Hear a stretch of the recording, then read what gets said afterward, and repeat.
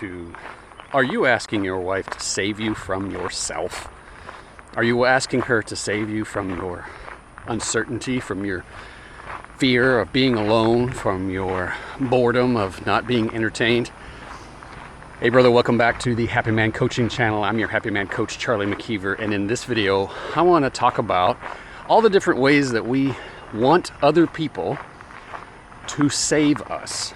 Now, what do I mean by that? A lot of times what we're talking about, especially when I'm talking with a man on the phone, is that he feels unsure, he feels unsafe, he feels uncertain, he feels unloved, he feels unwanted, he feels undesired, he feels unworthy, he feels untrustable, he doesn't feel confident, he doesn't feel comfortable in his own skin.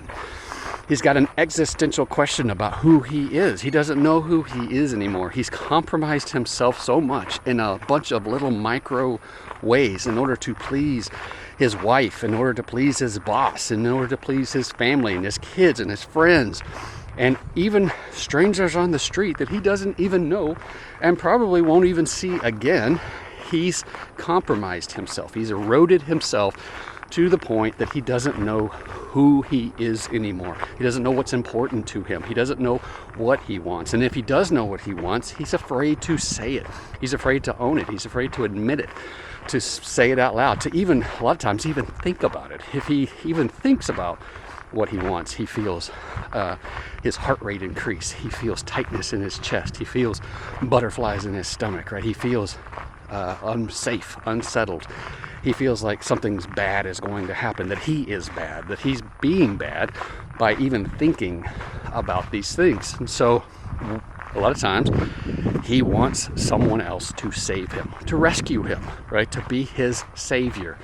And this is actually part of the drama triangle. And this is what I talk about with men. We start introducing concepts like the drama triangle, where we find that we're either trying to be somebody's hero, somebody's savior, or we are being their persecutor, the person who says, hey, I did all these things for you. Why aren't you doing those things for me? And then we find out that at some point we can also be the victim in that drama triangle. So if we find ourselves trying to save someone, persecuting someone, or being the victim in our story, the story in our mind, the way that we think things are supposed to go and what other people are supposed to do and what they're supposed to give us and what we're supposed to have, then we have a story. And that story can include characters, and those characters play a central role in how we feel about ourselves, how we feel about our world, and whether or not we want them to save us, or whether or not we see ourselves as self-reliant, someone who has self-esteem, self-respect, self-confidence, someone who cares for themselves, someone who is able to love themselves and value themselves and know their worth and be able to show up for themselves and be their own savior, their own hero in their own story.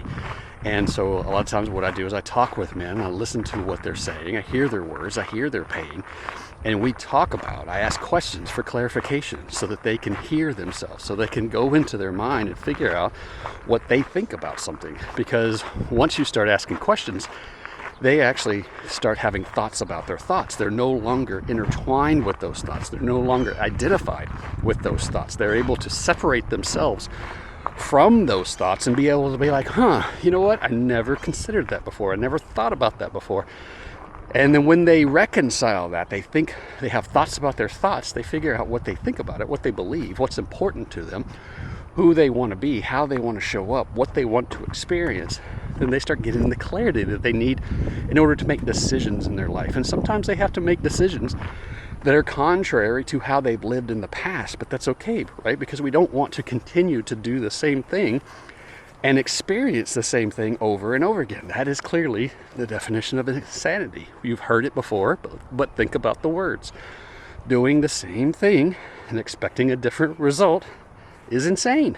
It doesn't make any sense. It's not reasonable, it's not rational, and it's not something that we want to continue doing. We don't want to keep looping and be stuck in the loop.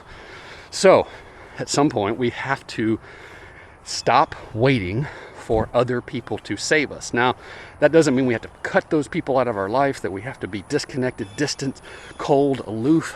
isolated, alone. It just means that we have to take back the responsibility of living our own life, of making choices for ourselves, of deciding what we think about things, about owning ourselves. We've given up that right and responsibility that we have, that we're born with. We've given it to somebody else and said, here, you be responsible for this now. You come and save me. You help me not feel uncomfortable anymore. You help me not have to face my fears. Distract me from everything that's going on so I don't have to turn to these things and answer these hard questions. And doing hard things is what men do. This is how we build buildings and roads and cut tunnels through mountains and all of that stuff, things that nobody else wants to do, that takes a lot of effort, a lot of strength, a lot of determination. This is what we do. And so that's what I want to do with you. That's what you and I will do together. When you go to happymancoaching.com/contact, fill out that form, tell me a little bit about yourself so I know who I'm talking to. Let's have a conversation. We're going to talk on the phone for an hour. You're going to tell me what's going on. It's going to be plenty of time for you to really just pour out what's going on. And so you can have an opportunity for someone to listen, for someone to understand, for someone to ask clarification questions. What do you mean by that? What does that serve you? What does that produce? Do you want more of that? Do you want less of that? How would you be different if? These kind of questions are something that can unlock in your own mind answers to your own questions, because this is your life. You get to live it however you want. And anytime I hear a man saying, I have to, he's living in a choiceless story. He's put himself in a powerless position. He feels like a victim. He feels like he needs someone else to save him, but he doesn't realize that he can save himself, that he can take ownership of the life that he's been given and make choices for himself. It doesn't mean he's not going to make mistakes. It doesn't mean that he's going to be perfect. It just means that his decisions are going to be his and the results are going to be his. And he's going to feel like he owns himself again. He's going to be comfortable in his own skin. He's not going to be dependent. He's not going to be powerless. He's not going to be in this place where other people are the villain in his story. He's going to back away from that and be able to not be the victim in that story. He's going to be his own hero. So if you're waiting for someone to save you, or waiting for your wife to save you from your uncertainty, from your not knowing who you are, or from saving you from the boredom of just normal everyday life, then I encourage you to call me, to talk to me. Let's go and spend some time together. Let's unravel this hairball for you so that you don't have to live there anymore. All right, brother, that's what I have for you today. I'll talk to you soon. Bye.